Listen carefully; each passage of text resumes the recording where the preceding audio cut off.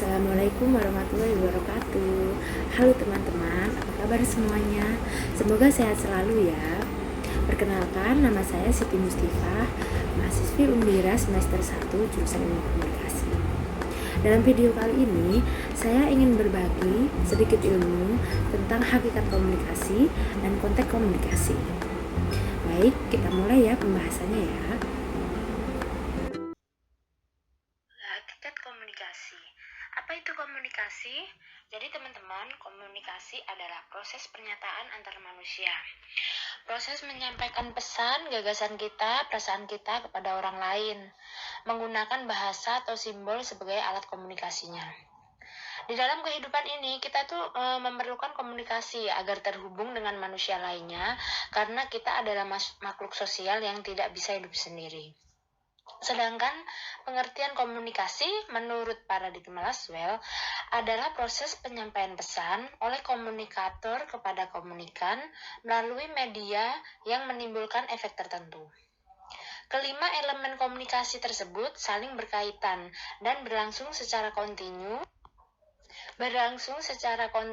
maka terciptalah yang dinamakan komunikasi. Komunikasi disebut efektif bila elemen-elemennya itu lengkap dan ada feedbacknya.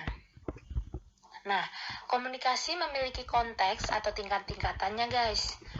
Konteks komunikasi ini digolongkan berdasarkan jumlah partisipan atau pelaku komunikasinya. Apa saja konteksnya? Baik, silahkan disimak baik-baik ya teman-teman.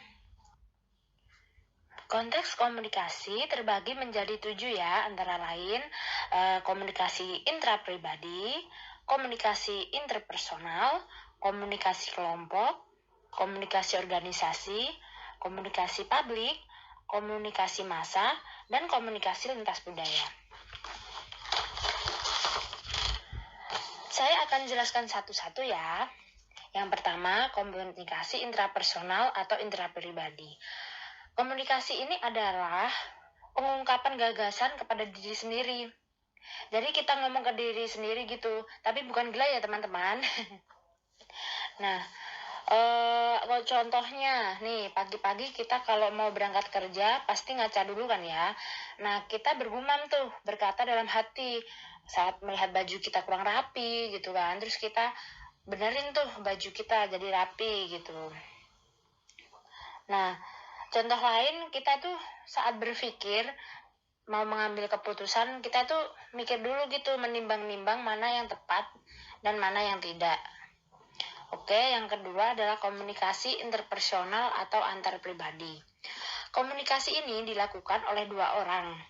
Seperti kita ngobrol dengan teman kita bicara dengan dosen, dengan bapak atau ibu kita. Nah, komunikasi ini bisa secara tatap muka, bisa juga melalui telepon. Yang ketiga, komunikasi antar kelompok. Komunikasi antar kelompok dilakukan oleh 3 orang atau lebih yang mana memiliki tujuan. Jadi kita biasanya kan bekerja sama tuh dengan orang lain yang memiliki tujuan atau kepentingan yang sama seperti kita. Nah, seperti contohnya adalah kelompok belajar. Nah, di dalam kelompok itu kita saling bertukar pesan, saling bekerja sama gitu ya, sharing untuk saling membantu dalam mencapai tujuan kita. Selanjutnya, komunikasi organisasi. Bedanya dengan komunikasi kelompok, di dalam organisasi memiliki struktur yang detail dan jelas sesuai job desk masing-masing. Di dalam organisasi, kita juga saling bekerja sama untuk mencapai tujuan bersama. Dan bentuk komunikasinya pun bervariasi, ada komunikasi vertikal, yaitu komunikasi antara atasan dan bawahan, dan komunikasi horizontal, yaitu antar anggota atau antar divisi. Bila kita mampu berkomunikasi dengan baik, maka organisasinya itu juga berjalan dengan baik. Berikutnya, komunikasi publik. Komunikasi ini terjalin antara seseorang dengan khalayak ramai ya teman-teman. Bisa dengan tatap muka atau melalui media seperti TV, radio, YouTube, dan lain sebagainya. Berbeda dengan komunikasi organisasi yang pertukaran informasinya itu menitik beratkan kepentingan organisasi untuk mencapai tujuannya. Sedangkan komunikasi publik ini bertujuan untuk memberikan penerangan, menghibur, memberi penghormatan, dan bisa juga membujuk.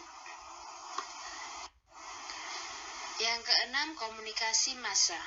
Komunikasi massa adalah komunikasi yang melalui media massa, bisa media cetak dan elektronik. Komunikasi ini menyediakan info tentang peristiwa dan kondisi di dalam masyarakat, sehingga masyarakat umum bisa memperoleh informasi yang berkaitan dengan kebutuhan dan kepentingannya. Contohnya adalah berita, acara olahraga, hiburan, dan lain sebagainya. Yang terakhir, komunikasi lintas budaya, yaitu komunikasi yang terjalin antara dua individu atau negara yang berbeda kebudayaannya. Contohnya nih, kita berkomunikasi lewat media sosial dengan teman kita, yaitu teman kita itu orang luar negeri. Nah, secara tidak langsung kita sudah menjalin komunikasi antar budaya dengan kita membahas tentang perbedaan kebudayaan kita. Jadi komunikasi antar budaya ini bermanfaat untuk menjembatani orang-orang yang berbeda kebudayaan agar pesannya itu dapat disampaikan dan diterima secara efektif. Oke teman-teman, cukup sekian pembahasan dari saya. Semoga bermanfaat dan bisa menambah wawasan kita.